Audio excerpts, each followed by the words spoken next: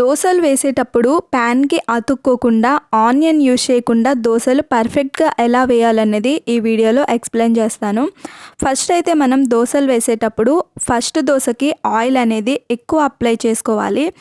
నేను ఫస్ట్ దోసకి మాత్రమే ఇలా ఆయిల్ అనేది ఎక్కువగా అప్లై చేస్తాను. నెక్స్ట్ టైం నుంచి అసలు ఆయిల్ అప్లై చేయకుండా దోసలు అనేది వేస్తాను. చాలామంది ఏం చేస్తారంటే ఫస్ట్ అనేది ఎలా ఆయిల్ అప్లై చేస్తున్నారో ప్రతి దోసకి అలానే ఆయిల్ అప్లై చేస్తూ వేస్తారు. అలా వేస్తే అస్సలు దోసలు అనేవి రావు, దలసరిగా అట్టులా వస్తాయి. ఆయిల్ అప్లై చేసిన తర్వాత దోస వేస్తే ఎలా వస్తుందో మీరే చూడండి. అస్సలు పలుచగా రాదు, చాలా దలసరిగా వస్తుంది. సో అందుకే ప్రతిసారి ఆయిల్ అనేది అప్లై చేయకూడదు, ఓన్లీ ఫస్ట్ టైం మాత్రమే అప్లై చేసుకోవాలి. అండ్ నెక్స్ట్ టైం నుంచి ఆనియన్స్ కూడా ఏం యూజ్ చేయ అవసరం లేదు. ఫస్ట్ ఇలా మనం ఎక్కువగా ఆయిల్ అప్లై చేస్తాం కాబట్టి నెక్స్ట్ టైం నుంచి దోసలు వేసేటప్పుడు బాగానే వస్తాయి. ఇప్పుడు నేను వేసేది ఫస్ట్ దోస, చూడండి ఎలా వస్తుందో దలసరిగా. ఇప్పుడు వేసిన దోసకి అండ్ అలానే నెక్స్ట్ టైం వేసిన దోసకి డిఫరెన్స్ అనేది మీకే ఈజీగా అర్థమవుతుంది. దోసలు వేసేటప్పుడు మంట అనేది హై ఫ్లేమ్లో ఉండకూడదు, లో ఫ్లేమ్లో పెట్టి మాత్రమే దోసలు వేయాలి. హై ఫ్లేమ్లో పెడితే దోసలు అనేవి పర్ఫెక్ట్గా రావు.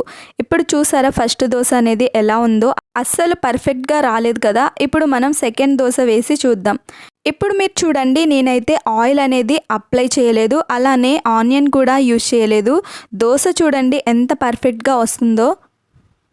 ఇప్పుడు మనకి దోస వేయడం అయిపోయింది కాబట్టి ఈ టైంలో మనం హై ఫ్లేమ్లో పెట్టుకోవాలి. ఇప్పుడు మాత్రం లో ఫ్లేమ్లో పెట్టకూడదు, ఎందుకంటే దోస అనేది మెత్తగా ఉండదు. ఫస్ట్ దోసకి దీనికి ఎంత డిఫరెన్స్ ఉందో మీకే అర్థమవుతుంది కదా. అలానే ఇది ఈజీగా కూడా ఎలా రిమూవ్ అవుతుందో చూడండి. ప్యాన్కి అయితే అస్సలు అంటుకోదు.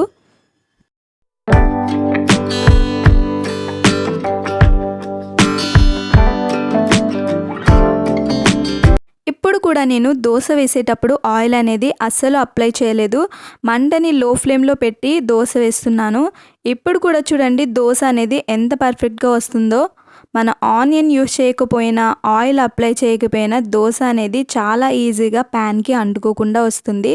మీరు ఇదే ప్రాసెస్లో ఎన్ని దోసలైనా వేసుకోవచ్చు, దోసలు అనేవి చాలా పర్ఫెక్ట్గా వస్తాయి.